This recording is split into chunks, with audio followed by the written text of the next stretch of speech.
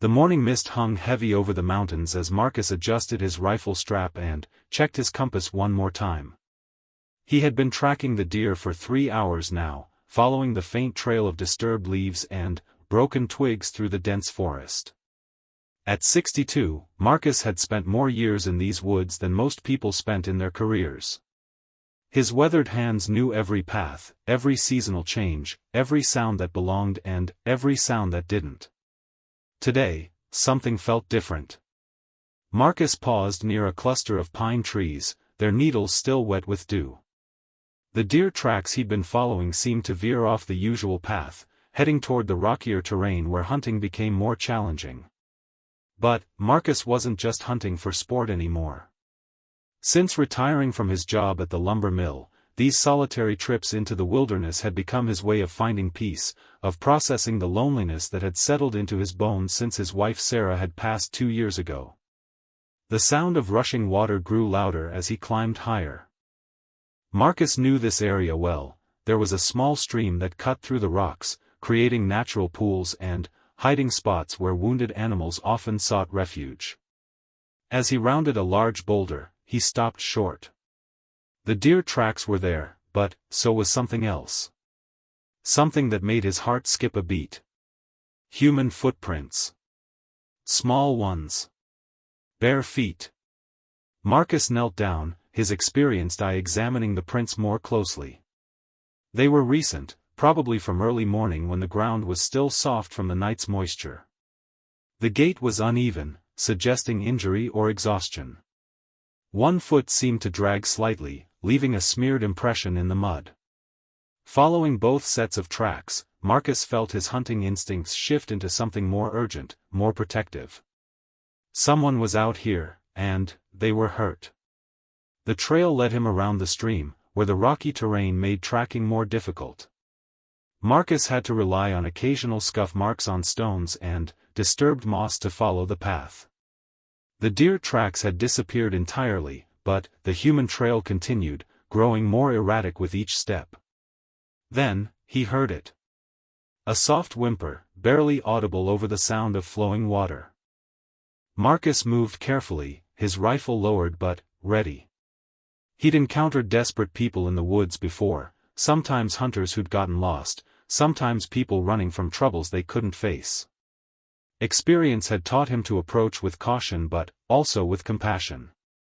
The sound came again, and Marcus realized it was coming from beneath a large overhanging rock near the stream. The formation created a natural shelter, hidden from view unless someone knew exactly where to look. Marcus approached slowly, his boots crunching softly on the fallen leaves. "Hello?" he called out gently. "I know someone's there.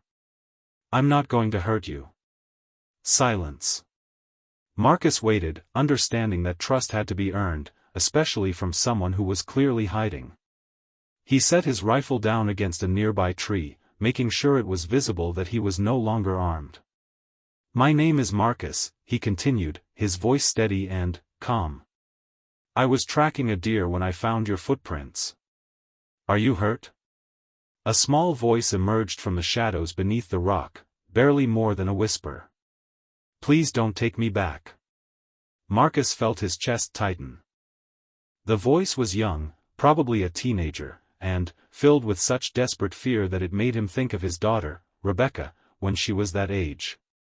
Rebecca, who now lived 3 states away with her own family, calling occasionally but living a life that felt increasingly distant from his own.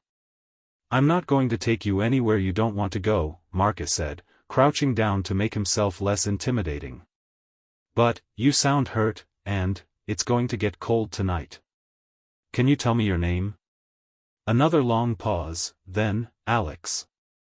"Alex, that's a good name. Listen, I've got some food and water in my pack, and I know these woods like the back of my hand. I can help you, but first I need to know, are you bleeding? Are you hurt badly?" The response came as a broken whisper that would haunt Marcus for years to come. "Finish it quickly, Hunter, I won't scream." The words hit Marcus like a physical blow. This wasn't just someone lost in the woods.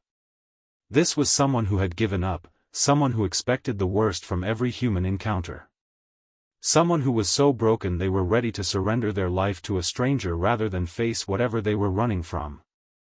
Marcus closed his eyes for a moment, feeling the weight of responsibility settle on his shoulders. When he opened them again, he spoke with gentle firmness. "Alex, I need you to listen to me very carefully. I'm not going to hurt you. I'm not going to finish anything, and I'm not going to make you scream. I'm just a man who knows these woods, and I've found someone who needs help. That's all this is." He slowly removed his backpack and opened it, pulling out a water bottle and an energy bar. "I'm going to leave some food and water right here, about 6 feet from where you're hiding. You don't have to come out, but when you're ready, it'll be there." Marcus placed the items on a flat rock and stepped back. "I had a daughter once who ran away when she was 16. Scared me half to death. Took 3 days to find her, and when I did, she was hiding in an old barn about 10 miles from home. She was convinced the whole world was against her, that nobody understood what she was going through." He sat down on a fallen log, maintaining distance but showing he wasn't leaving. "Turned out she was pregnant, and she was terrified to tell us. Thought we'd kick her out, disown her, all sorts of things that never would have happened. But fear has a way of making us believe the worst about people, doesn't it?" From beneath the rock, he heard a slight movement, like someone shifting position. "She's got 3 kids now, my Rebecca. Lives in Oregon with her husband. They're good kids, and she turned into an amazing mother. But I think about that scared 16-year-old girl hiding in the barn, and I remember how important it was that someone found her before she made a decision she couldn't take back." Marcus watched as a small hand emerged from the shadows, reaching for the water bottle. The hand was dirty, scratched, and shaking slightly. As Alex pulled the bottle into the darkness, Marcus caught a glimpse of a thin wrist marked with what looked like rope burns. His jaw clenched, but he kept his voice steady. "That's good, Alex. Drink as much as you need. I've got more. Why are you helping me?" The voice was still weak, but there was a note of confusion now rather than just fear. "Because you're a human being who needs help," Marcus replied simply. "And because I've got nothing but time and no one waiting for me at home. Sometimes the woods send you what you need to find, even when you think you're looking for something else." The forest around them was quiet except for the gentle sound of the stream and the distant call of a hawk circling overhead. Marcus waited patiently, understanding that healing couldn't be rushed, that trust was something that grew slowly, like the ancient trees that surrounded them. After several minutes, Alex spoke again. "I've been running for 2 days." "That's a long time to be in the woods alone," Marcus acknowledged. "Must be exhausting. They'll be looking for me." The way Alex said "they" made Marcus's protective instincts flare even stronger. There was real terror in that single word, a fear that went beyond ordinary trouble. "Who's looking for you, Alex?" Silence stretched between them again. Marcus could hear Alex drinking the water, could sense the internal struggle happening in the shadows beneath the rock. Finally, the answer came, "People who paid for me." Those 5 words contained a horror that Marcus had only read about in newspapers, had only seen in documentaries that he'd turned off because the reality was too terrible to absorb. But, here, in his familiar woods, under a rock where he'd probably passed hundreds of times, was someone who had lived that nightmare. Marcus felt anger rising in his chest, but he pushed it down. Anger wouldn't help Alex now. What Alex needed was safety, medical attention, and someone who could navigate the complex world of law enforcement and social services that would be necessary to ensure those who had hurt them face justice. "Alex," he said carefully, "I want you to know that you're safe now. Whatever happened before, whoever those people are, they can't hurt you while you're with me. But I think you probably need medical attention, and we need to contact people who can make sure you stay safe." "No."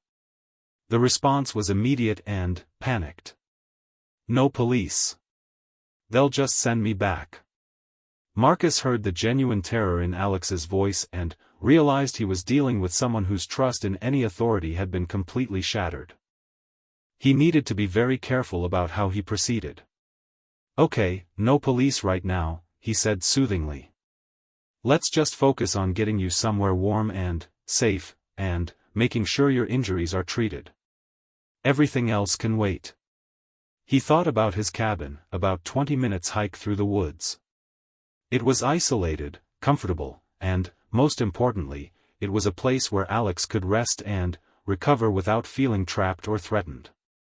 "I have a cabin not far from here," Marcus continued. "It's got a wood stove, a comfortable couch, and enough food for both of us. You could get cleaned up, have a real meal, and sleep somewhere safe while you figure out what you want to do next. No pressure, no questions you don't want to answer." The silence stretched longer this time.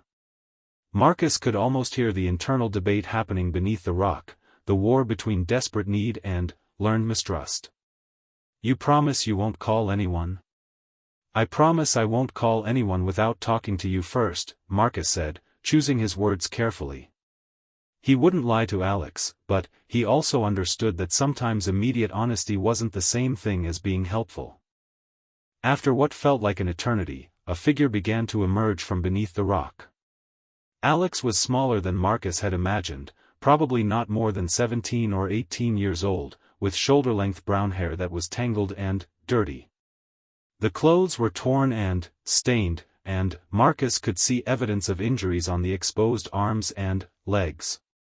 But it was Alex's eyes that hit him the hardest. They were the eyes of someone who had seen too much, experienced too much, survived too much. They held a wariness that no teenager should ever have to carry. "Okay," Alex said quietly. "I'll come with you to your cabin. But, if you try anything, if you contact anyone without asking me, I'll run again. And, this time, you won't find me." Marcus nodded solemnly. "I understand.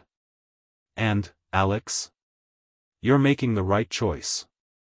Sometimes accepting help is the bravest thing we can do." As they began the slow walk toward his cabin, Alex limping slightly and favoring the left leg, Marcus found himself praying to a God he hadn't spoken to much since Sarah's death. He prayed for wisdom, for patience, and for the strength to be what Alex needed him to be. Behind them, the stream continued its endless flow toward the valley below, washing away the footprints that had led Marcus to this moment, this unexpected responsibility, this chance to be something more than just a lonely old man wandering through the woods. The cabin appeared through the trees like something from a fairy tale, its weathered wood exterior blending naturally with the forest around it. Smoke curled from the chimney, evidence of the fire Marcus had left burning that morning, and warm yellow light glowed through the windows. To Alex, who had spent 2 nights sleeping on the cold ground, it looked like the most beautiful thing in the world. Marcus noticed Alex's pace slow as they approached the front porch. Having second thoughts, he asked gently. Alex stood at the edge of the clearing, hands clasped tightly together, eyes darting between the cabin and the tree line as if calculating escape routes. "It's just. I haven't been inside anywhere safe for a long time." The simple honesty of that statement made Marcus's heart ache. He climbed the 3 wooden steps to his front door and opened it, propping it wide with a decorative stone. "The door stays open until you're comfortable," he said. "And, see that path there?" He pointed to a well-worn trail that led around the side of the cabin. "That connects to the main trail system. If you ever feel like you need to leave quickly, that's your way out. No one will stop you." Alex studied the path, then looked back at the open door. Slowly, cautiously, they climbed the steps. The interior of the cabin was exactly what Alex had hoped for. A large stone fireplace dominated one wall, with a comfortable-looking couch positioned in front of it. Bookshelves lined another wall, filled with what looked like a lifetime's worth of reading. The kitchen was small but well-organized, and everything had the clean, lived-in feeling of a place that was genuinely loved. "Bathrooms through that door," Marcus said, pointing to a hallway. "There are clean towels in the cabinet, and I think I can find some clothes that might fit you. They belonged to my daughter when she was younger." Alex hadn't moved from just inside the doorway. The concept of a hot shower, clean clothes, and safety was almost too overwhelming to process. Marcus seemed to understand. "Why don't you sit down for a minute? I'll make some tea, and we can take things slow." As Marcus busied himself in the kitchen, Alex slowly made their way to the couch. The cushions were soft and worn, and, for the first time in days, Alex felt some of the tension leave their muscles. The fire crackled peacefully, and the warmth began to penetrate the chill that had settled deep in Alex's bones. "Here," Marcus said, returning with 2 steaming mugs. "It's just chamomile, nothing fancy. Sarah always said it helped with nerves." "Sarah?" "My wife. She passed away a couple of years ago." Marcus settled into an armchair across from the couch, careful to maintain distance. "She would have loved having someone to fuss over again. Always said this place was too quiet without kids around." Alex wrapped both hands around the warm mug, inhaling the gentle steam. "How long were you married?" 38 years, Marcus said with a soft smile. "Met her when we were both 19. She was working at the library in town, and I was this awkward kid who kept checking out books I didn't really want to read just so I'd have an excuse to talk to her." Despite everything, Alex felt their lips curve slightly upward. "Did it work?" "Eventually. Took me 3 months to work up the courage to ask her out, and another 2 before she said yes. But, once she did." Marcus's eyes grew distant. "She was the best thing that ever happened to me. Smart, kind, patient. Especially patient. I wasn't easy to live with in those early years." The tea was working its magic, and Alex felt some of the hypervigilance that had kept them alive for the past few days beginning to ease. "She sounds wonderful." She was. "And she would have wanted me to help you, no questions asked." Marcus took a sip of his tea. "Alex, I know you're not ready to talk about what happened to you, and that's okay. But I can see you're hurt, and I think you might need medical attention. I've got a first aid kit, and I was a volunteer EMT for about 10 years, so I know a little about treating injuries." Alex's hand instinctively went to their ribs, where a deep bruise made every breath painful. There were other injuries too, cuts on their arms and legs, rope burns on their wrists and ankles, and a gash on their left foot that had been bleeding on and off for 2 days. "I'm scared," Alex admitted quietly.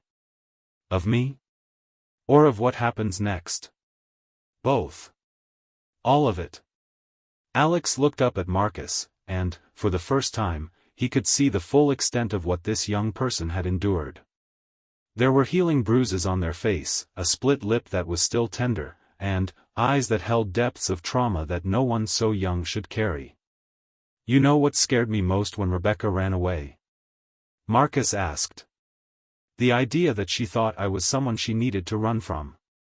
The thought that I had somehow failed her so completely that she believed hiding in a barn was safer than coming to me." Alex was quiet for a long moment. "Were you angry with her?" "At first, yeah. I was terrified, and fear made me angry. But once I found her, once I understood why she ran, all I felt was sad. Sad that she'd been carrying this burden alone, sad that she thought she couldn't trust us to help her through it." "What did you do?" "I held her while she cried. Told her we'd figure it out together, whatever it took. And we did. It wasn't easy, but we did." Alex's eyes filled with tears.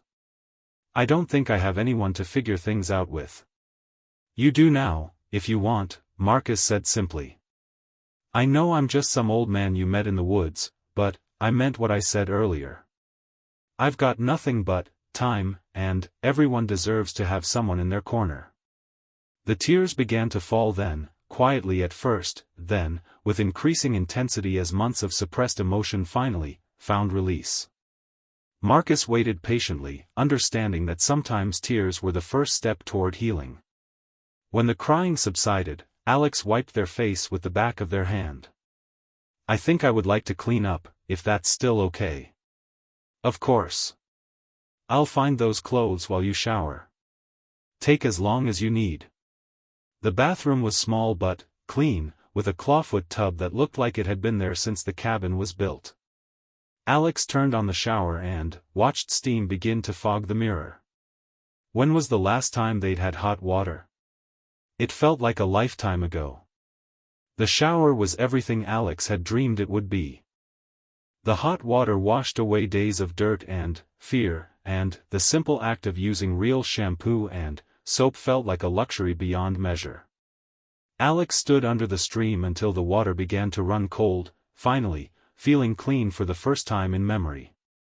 Marcus had left a stack of clothes outside the bathroom door, soft jeans that were only slightly too big, a warm flannel shirt, thick socks, and even clean underwear. Everything smelled like lavender, as if it had been carefully preserved. When Alex emerged from the bathroom, Marcus was in the kitchen cooking something that smelled incredible. "Feel better?" "So much better," Alex said, and meant it. The clean clothes felt like armor against the world, and the warmth of the cabin was starting to penetrate the cold that had lived in their bones for so long. "Good. I thought you might be hungry, so I made some soup.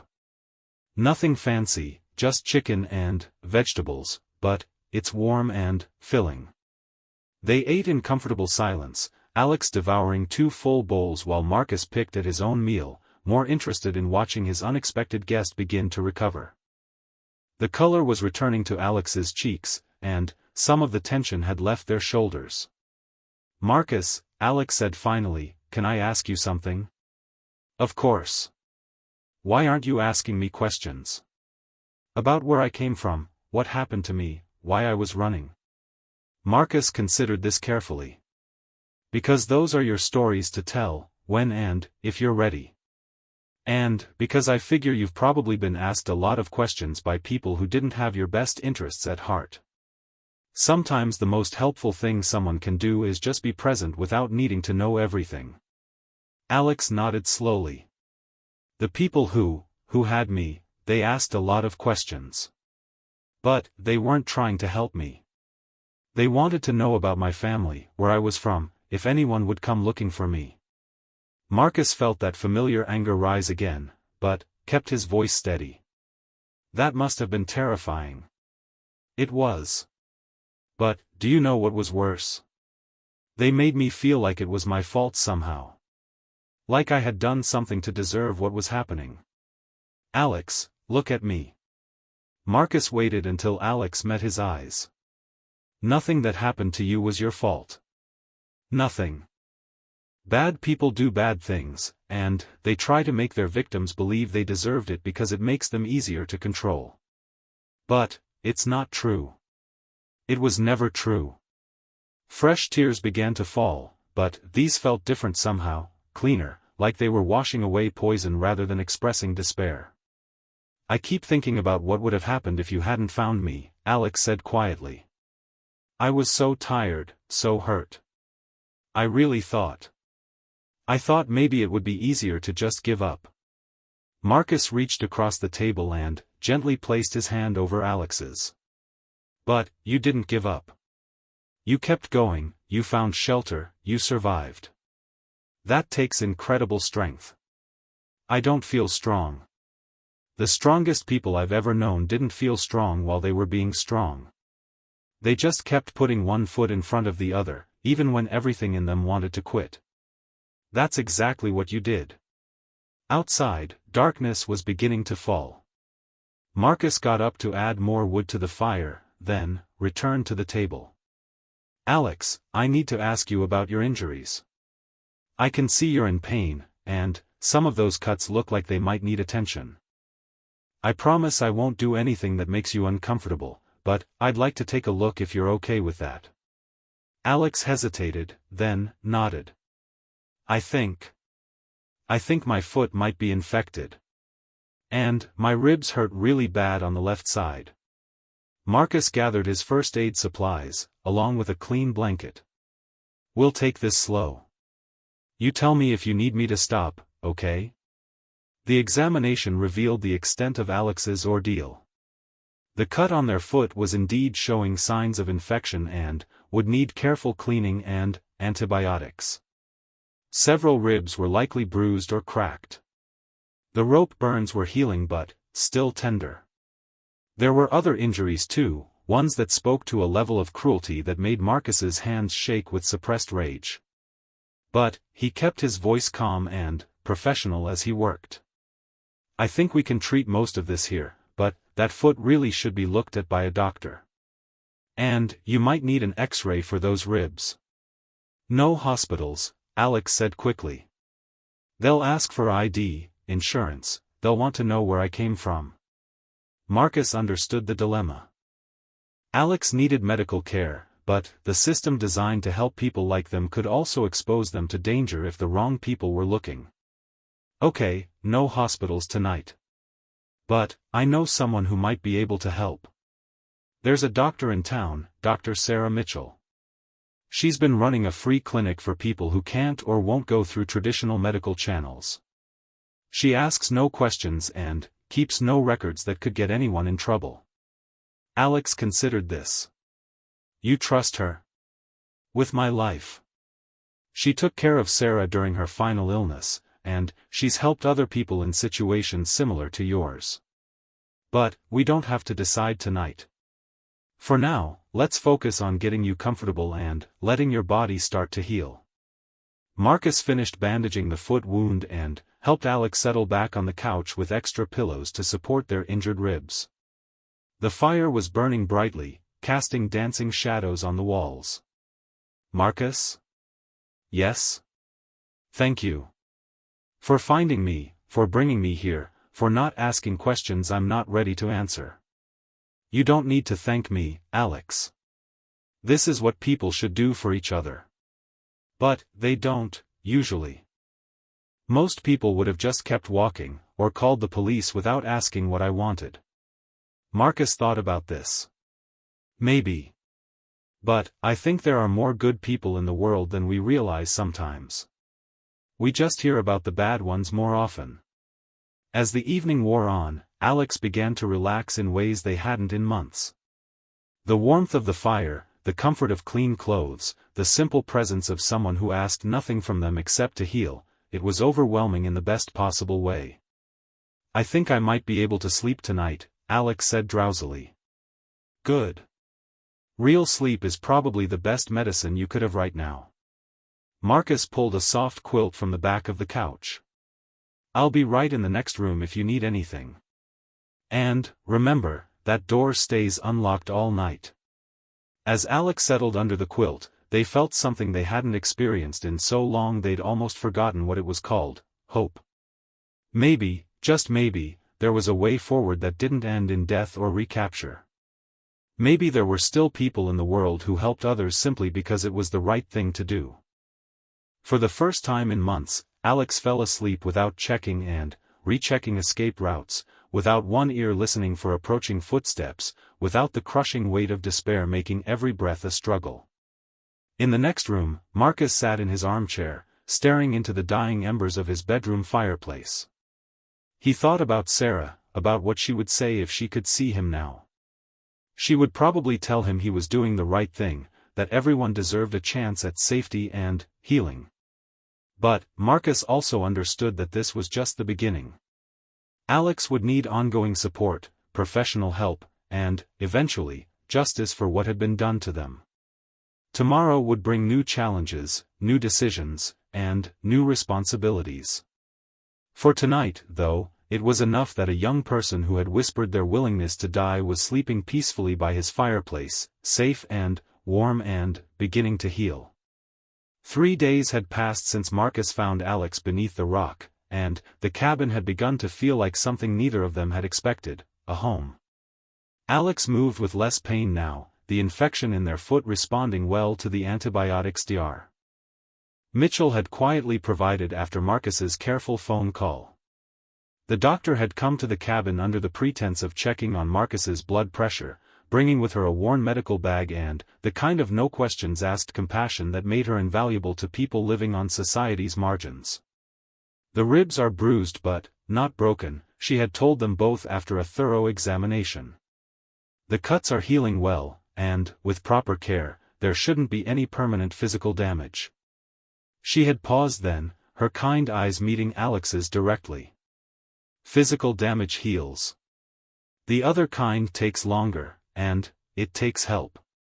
When you're ready for that kind of help, you let Marcus know, and I'll connect you with people who understand. Now, as morning light streamed through the cabin windows, Alex sat at the kitchen table helping Marcus plan his grocery list. It was such a normal activity, such an ordinary moment of domestic routine, that Alex sometimes forgot they were a runaway hiding from people who had paid money to own them. "We need more of that soup," Alex said, checking items off the list. "And, maybe some of those crackers? The ones that don't taste like cardboard?" Marcus chuckled. "I'll have you know those cardboard crackers have sustained me for 2 years. But, you're right, the good ones are worth the extra money." The easy rhythm of their conversation was interrupted by the sound of a vehicle approaching the cabin. Both Alex and Marcus froze, the normalcy of the moment shattered by the reminder that safety was still fragile, still conditional. "Stay calm," Marcus said quietly, moving to the window. "It's just Tom from town. He brings my mail sometimes when he's heading this way." Alex watched Marcus's face carefully, reading the older man's body language for any sign of deception or danger.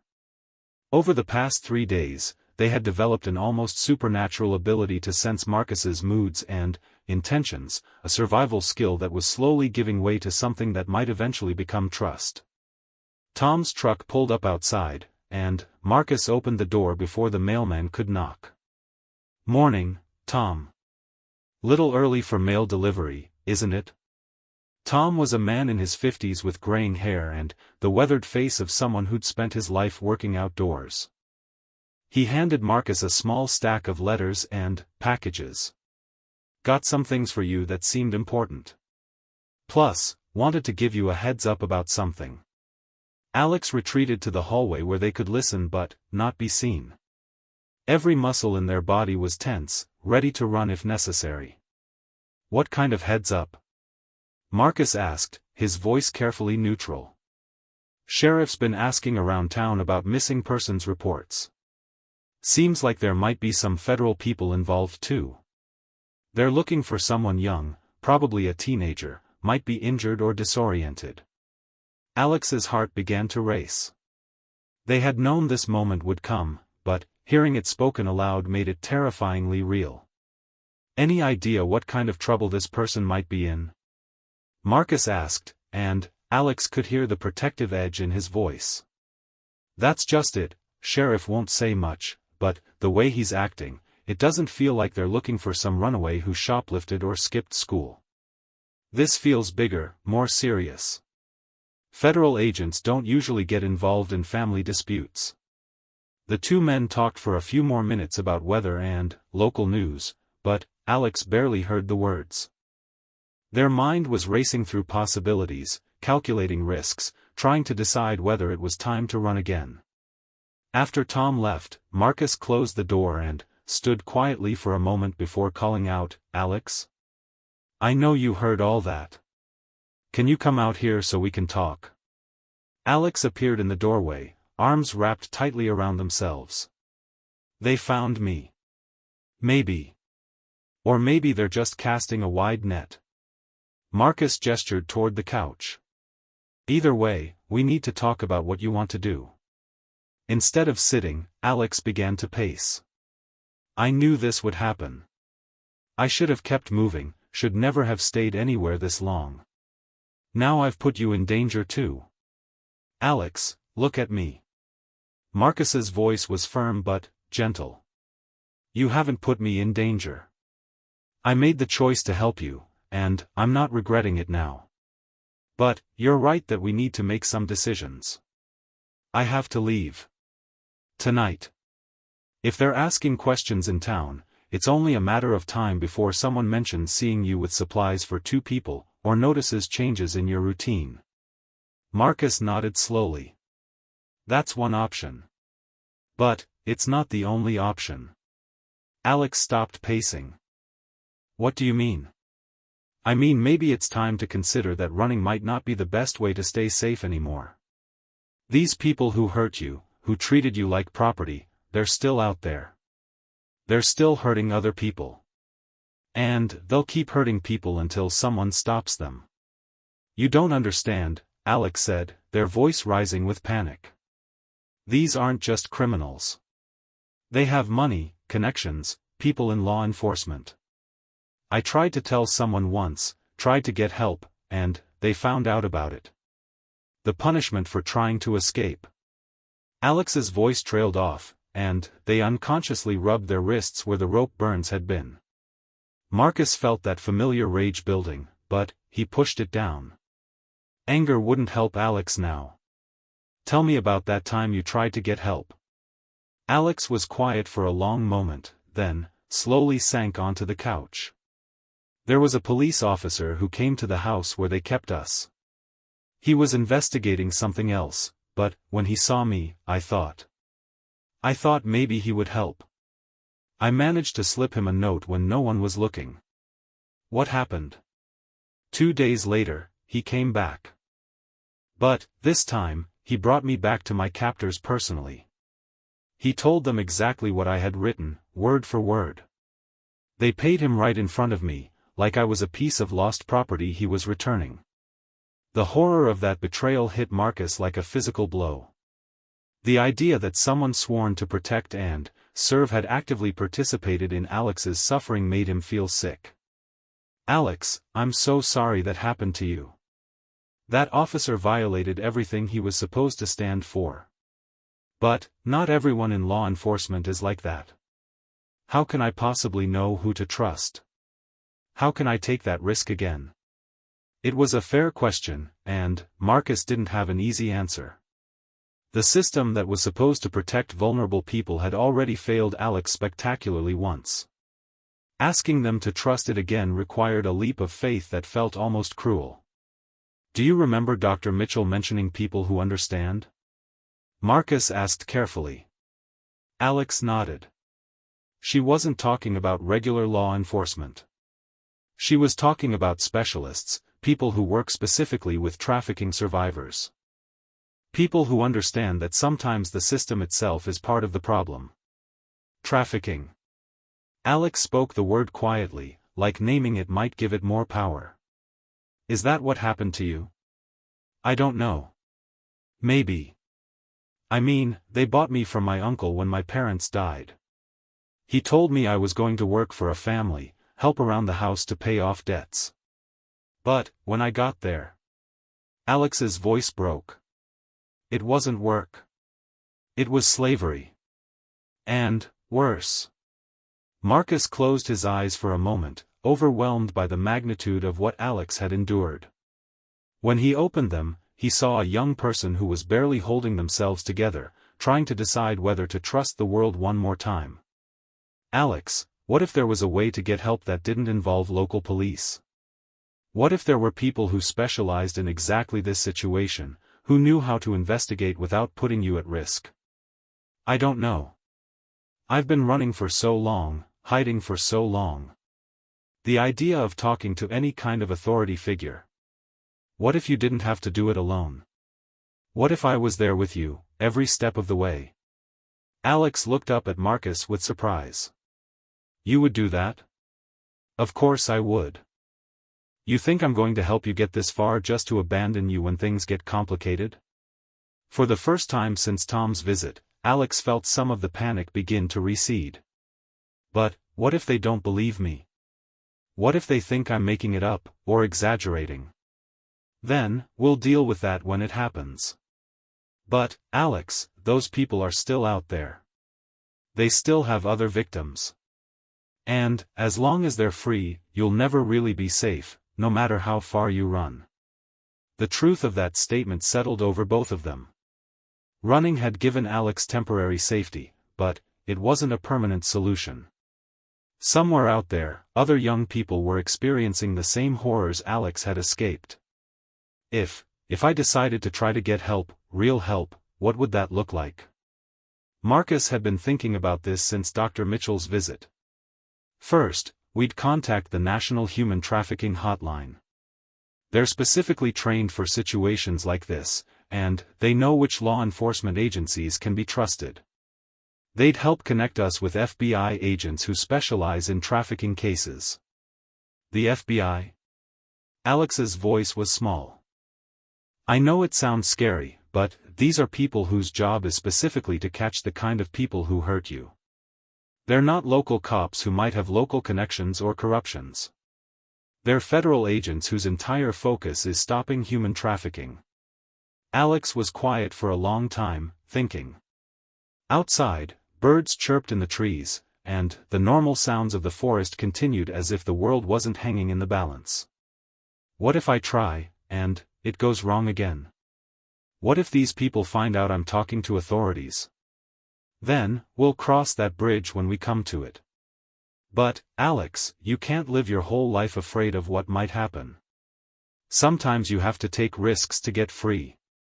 And, you'll really stay with me? Even when things get complicated and difficult? Marcus moved to sit next to Alex on the couch. I'm not going anywhere. You're stuck with me now, whether you like it or not. Despite everything, Alex smiled slightly at that. I like it. They sat in comfortable silence for a while, both understanding that a major decision was taking shape. Finally, Alex spoke. If we do this, if we contact these hotline people, what happens to you? Won't you get in trouble for not reporting this immediately? Maybe. Probably. But, that's my problem to deal with, not yours. Besides, I'd rather face questions about why I waited 3 days to make a phone call than have to live with knowing I let you disappear back into the woods because I was too scared to help properly. Alex felt tears starting again, but these were different from the tears of the past few days. These were tears of gratitude, of hope, of the overwhelming relief that came from realizing you're not facing the world alone. Okay, Alex said quietly. Let's make the call. Marcus squeezed Alex's hand gently. Are you sure? We can wait longer if you need more time. No, I think if I wait much longer, I'll lose my courage. And, you're right about the other victims. I can't spend the rest of my life running while other people suffer what I suffered. Marcus stood up and walked to the phone, then paused. Before I dial, is there anything else you need to tell me? Anything that might be important for them to know? Alex was quiet for a moment, then said, there were others. At the house where they kept me. At least 6 other people, maybe more. Different ages, some who'd been there longer than me. And, I heard them talking about other houses, other locations. The scope of what Alex was describing hit Marcus like a wave. This wasn't just about one young person who had been hurt, this was about an entire network of exploitation that was operating right under society's nose. Alex, what you're telling me could help save a lot of people. I know. That's what scares me, but it's also what makes me think I have to try. Marcus dialed the number for the National Human Trafficking Hotline, his hand steady despite the magnitude of what they were about to set in motion. As the phone began to ring, he looked over at Alex, who was sitting very still, hands clasped tightly together. Hello, Marcus said when someone answered. My name is Marcus Thompson, and I'm calling because I'm helping a young person who I believe is a victim of human trafficking. They're safe right now, but we need guidance on how to proceed. The voice on the other end was professional, calm, and immediately reassuring. Marcus listened carefully to their questions and instructions, occasionally looking over at Alex for confirmation or additional details. After 20 minutes of careful conversation, Marcus hung up the phone and turned to Alex. Well? Alex asked, their voice barely above a whisper. They're sending someone.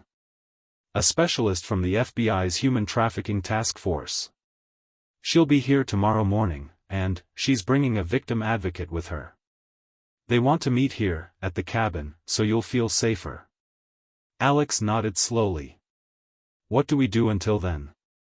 We wait. We eat good food, we keep your foot elevated so the swelling goes down, and we try to get some rest. Tomorrow is going to be a big day. That evening, as they prepared dinner together, Alex seemed different. There was still fear, still uncertainty, but there was also something that looked like determination. The decision to stop running, to start fighting back, had awakened something in Alex that had been dormant since their escape. Marcus? Alex said as they were cleaning up the dishes. Yes? Whatever happens tomorrow, whatever comes next, I want you to know that you saved my life. Not just from dying in the woods, but from dying inside. You reminded me that there are still good people in the world. Marcus felt his throat tighten with emotion. You saved mine too, Alex. I've been just going through the motions since Sarah died, just existing day to day. Helping you has reminded me what it feels like to have a purpose again. As they settled in for what would be their last quiet evening in the cabin, both of them understood that tomorrow would change everything. There would be interviews, investigations, legal proceedings, and, probably media attention. Alex's story would become part of a larger narrative about crime and justice and the vulnerabilities of young people in America. But, tonight, they were just Marcus and Alex, a man and a young person who had found each other when they both needed it most, sharing warmth by a fireplace while the forest kept its ancient watch around them. Tomorrow, the real work of healing and justice would begin. 6 months later, Marcus stood in the corridor outside courtroom 4B, watching Alex pace nervously in front of the tall windows that overlooked the city. The young person who had whispered their willingness to die beneath a rock in the woods now wore a simple but dignified blue suit, their hair neatly styled, their posture straight despite the obvious anxiety.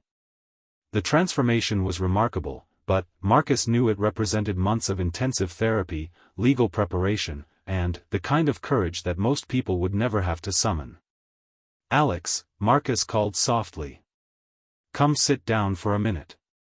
You're wearing a hole in the floor. Alex joined Marcus on the bench, their hands shaking slightly as they smoothed the fabric of their suit jacket. I keep thinking about what their lawyer is going to ask me. What if I freeze up? What if I can't remember details clearly? What if the jury doesn't believe me? Marcus had heard these questions dozens of times over the past months, and his answer was always the same.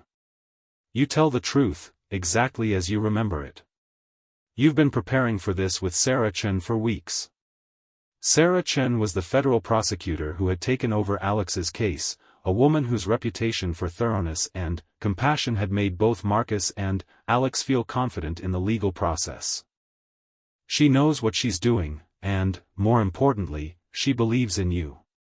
The investigation that had followed Alex's initial interview had been swift and devastating for the trafficking network.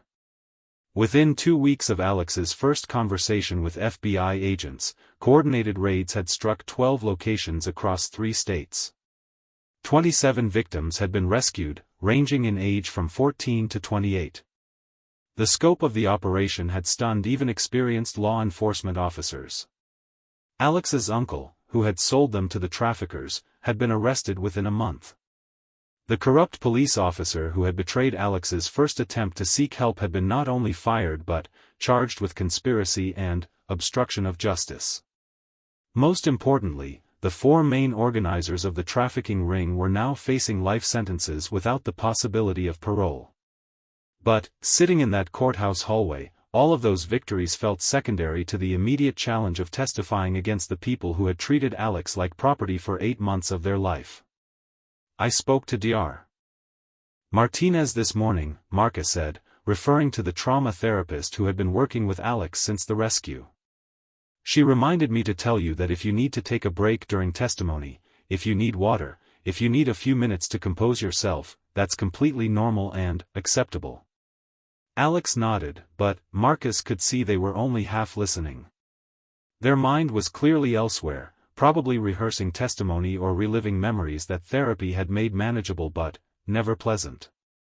The courthouse doors opened, and Sarah Chen approached them with her characteristic confident stride.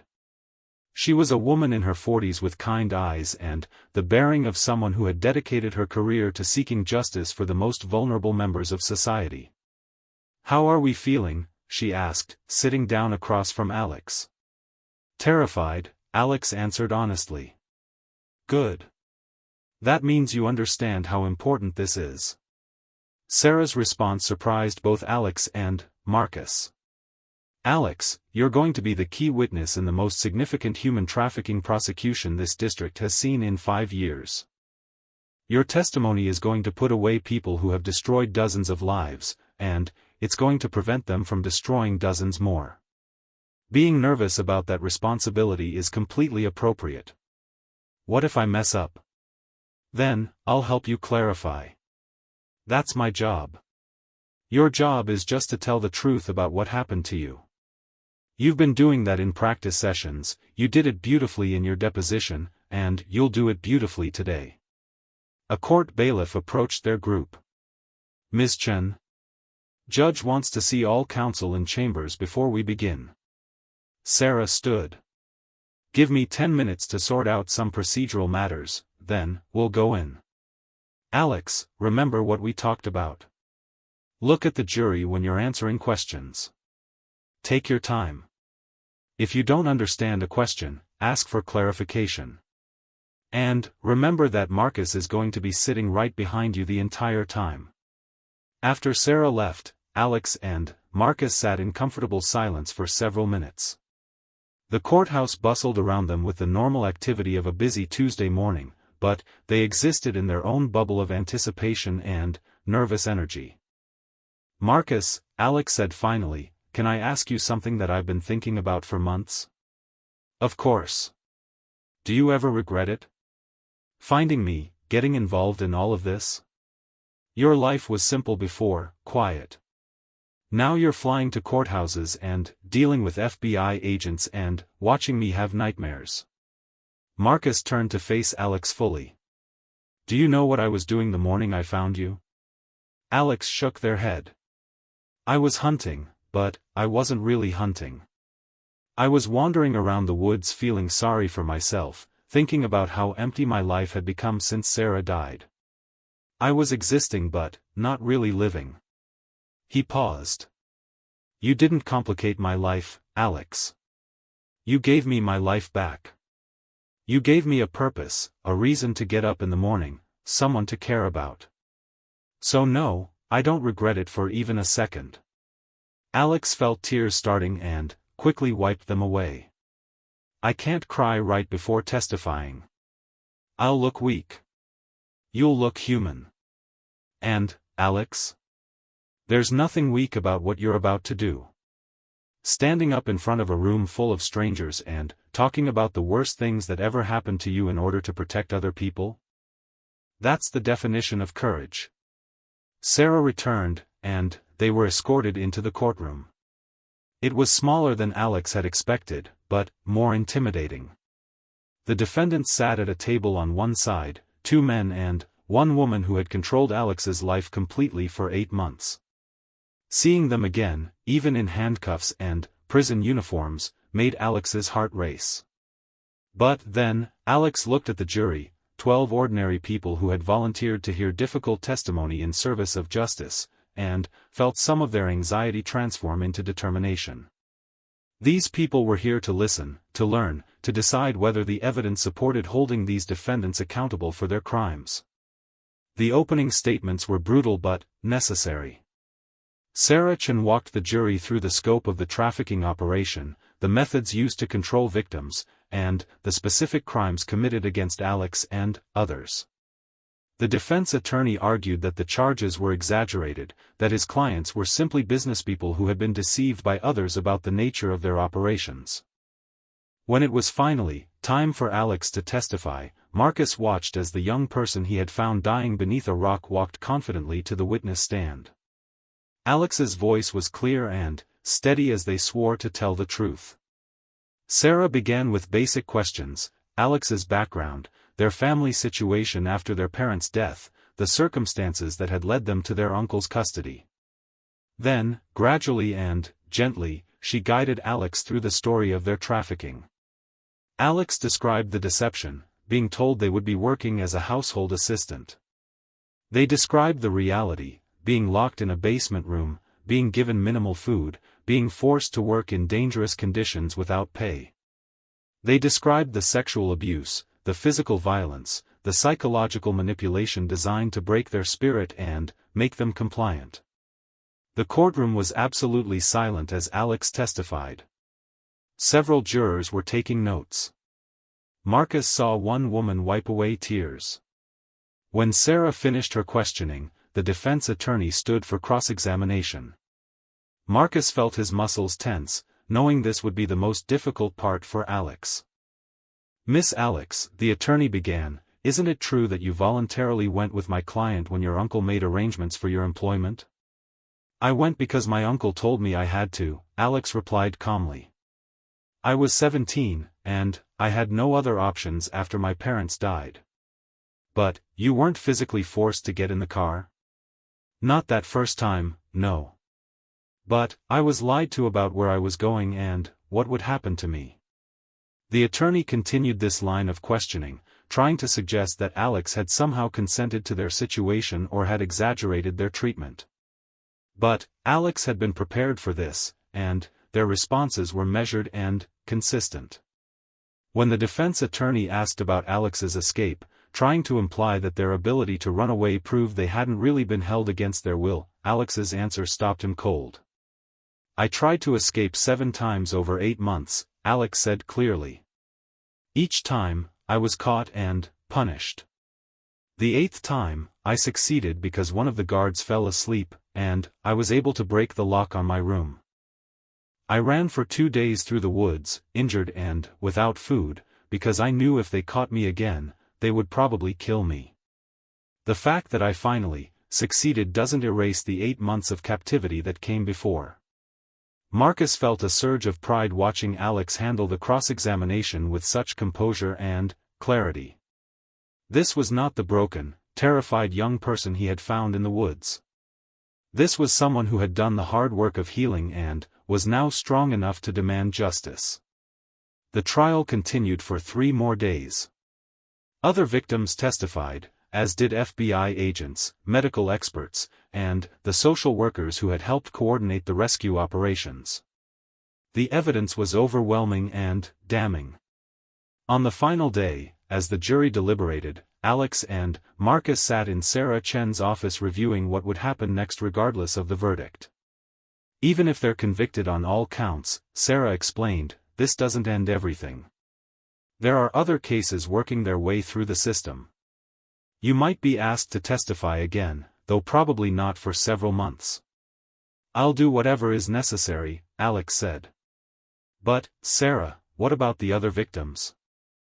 The ones who are too scared to testify or too traumatized to participate in prosecution?"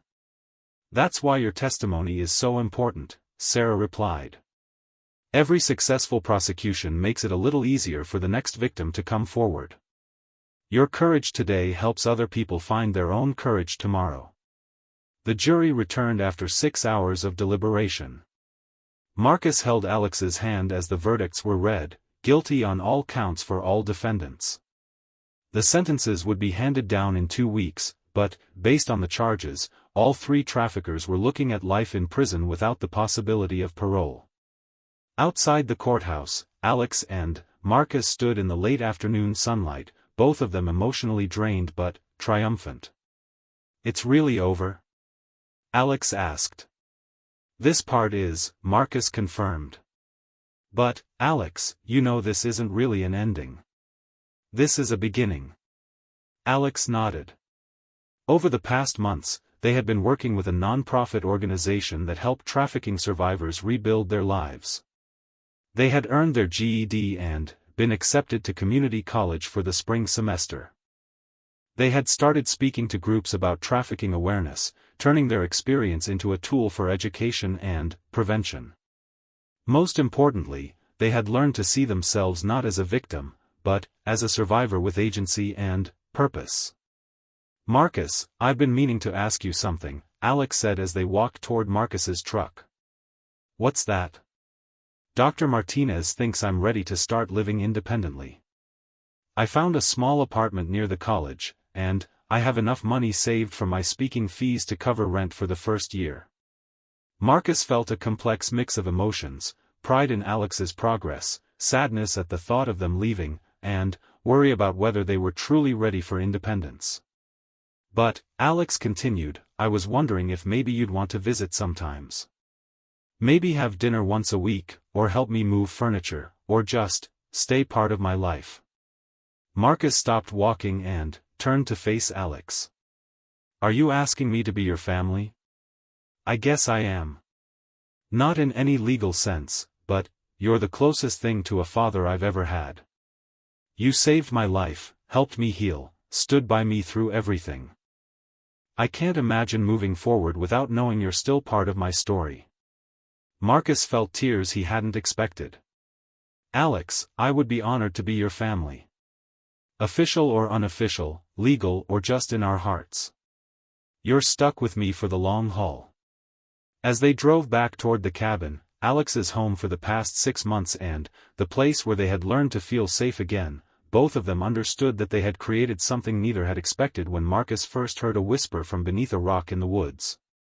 They had created a family born not of blood or law, but of choice and commitment and the simple recognition that sometimes strangers can become the most important people in each other's lives.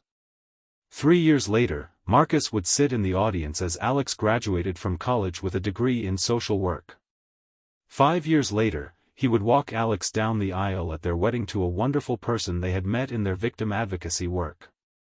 7 years later, he would hold his first grandchild, not biological, but no less precious for that distinction.